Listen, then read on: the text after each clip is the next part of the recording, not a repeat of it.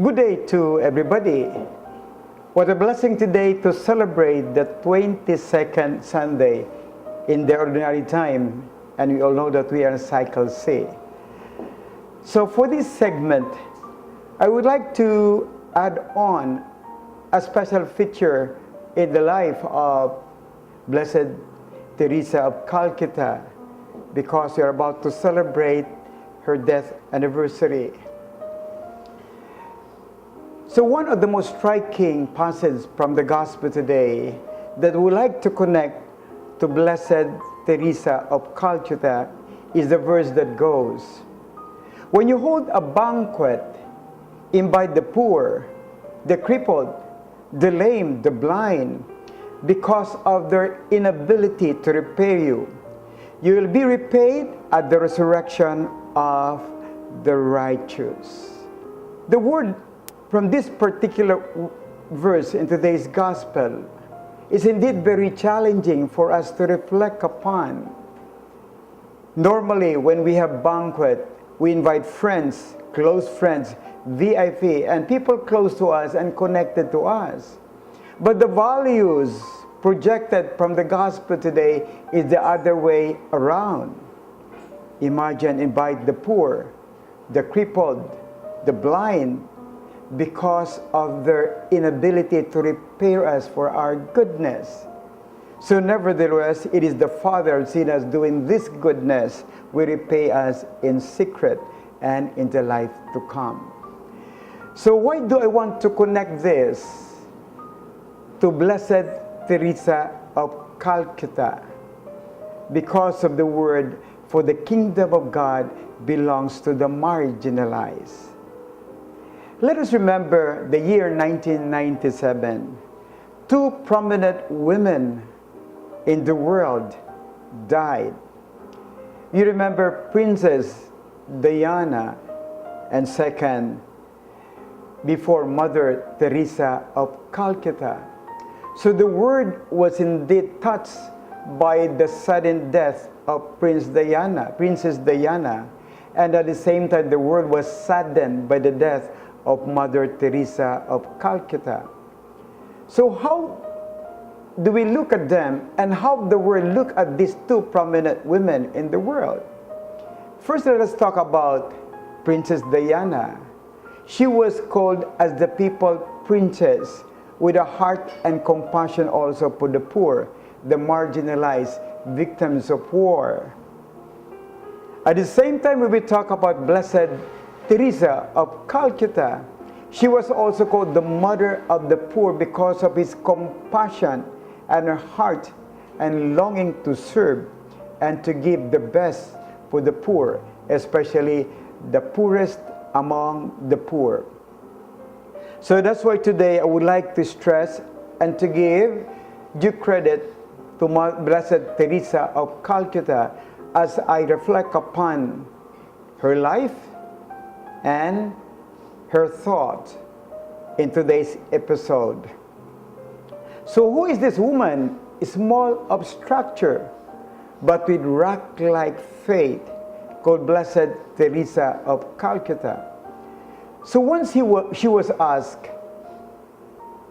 so can you explain to us, or can you tell us your name and your origin? Very striking in the way he presented herself, and quoting Mother Teresa, "By blood, I am Albanian. By citizenship, I am an Indian. By faith, I am a Catholic nun. As to my calling, I belong to the world. As to my heart, I belong entirely to the heart of Jesus." Could you imagine what a beautiful description of herself, a universal concept of what she is, from a particular place, Albania, an Albanian, to a citizenship in India, and then she projected herself as a gift to the world, but at the same time, her heart is so exclusive only for Jesus Christ. And then we talk about his mission. What is her mission? To understand her mission, we need to go back the origin of her vocation, because I believe she was specially called, especially anointed by God. And when was the origin of her vocation? So one time, by means of interior locution and vision, Jesus revealed to her the desire of her heart. So what is the heart of Jesus Christ? The heart for victims of love who would radiate his love on the souls, meaning it is the desire of God to continue that his love for the soul, especially for the victims of love, will be manifested and be felt by these people. So in other words, on that particular location, Jesus made it clear the thirst for love and for soul, which Mother Teresa of Calcutta took hold of her heart, and the desire to satiate his thirst became the divine force of her life, the driving force of her life. What do you mean by this?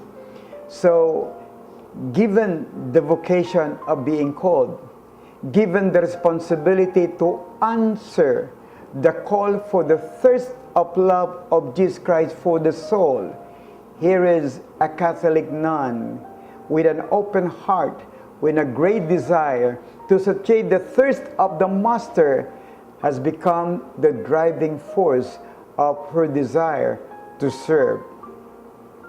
And so the thirst for love and for the souls that long to be loved has become his mission objective, has been the element of her heart.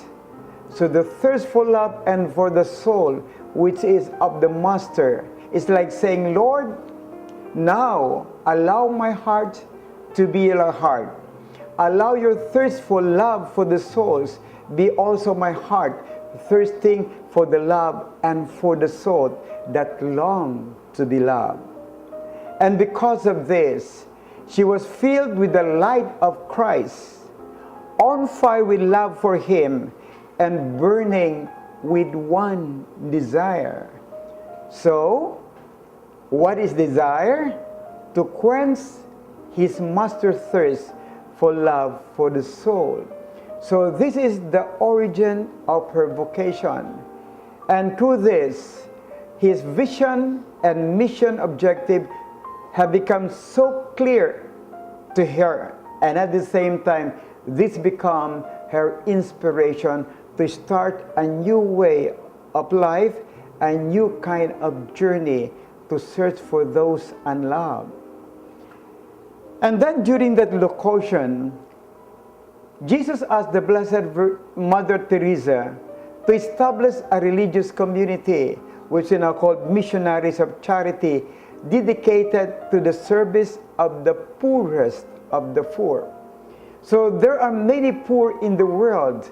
Anybody can say, I am poor. But one thing, and very specific indeed, that dedication to service is not only among the poor. Dedication to serve is among the poorest of the poor. And who are these poorest of the poor? He said that the poorest of the poor is her mission to proclaim to them God's thirsting love for humanity. And God expresses himself, the love for the world, that he sent you and me to be his love and his compassion to the poor. So who are the poor among the poorest? I mean the poorest among the poor. So she started his day in communion with Jesus. First with the Eucharist, and then went out, rosary in her hand, to find and serve him in the unwanted, the unloved, the uncared for. This is her vision of the poorest of the poorest of the poor, the unwanted, the unloved, the uncared for. That's why in the street of Calcutta, he was able to witness many people who are unwanted, many poor people who are unloved, and many people who are uncared. So could you imagine what special vocation it will be for her to have compassion for this? But again, I say that her mission is to proclaim God's thirsting love for the humanity, the unloved, the unwanted, and the uncared. Or simply speaking, he wants to bring to these people the presence of Christ who has so much love for them. In other words, she became the visible sign of Jesus Christ. She became the sacramental sign of Jesus Christ, who is a God of compassion, a God of love, and a God who embraces especially the marginalized people.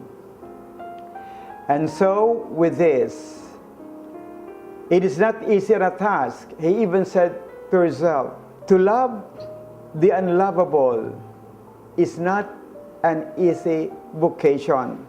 But if we put ourselves in the presence, in the person of Jesus Christ, who revealed his pain at the neglect of the poor, his sorrow at their ignorance of him, and his longing for their love, this is the kind of fire that ignited her vocation to say yes to the Lord, yes to Jesus Christ. Here I am, send me. And so the whole of Mother Teresa's life and labor bore witness to the joy of loving, the greatness and dignity of every human person, the value of little things done faithfully and with love, and the surpassing worth of friendship with God. This sums up the whole context of his doing mission as he come to put into herself the thirst of Jesus for love of these marginalized, the unwanted, and at the same time, the people whom nobody cares in this society. So this is the first segment yet, and let's take a break for the second segment.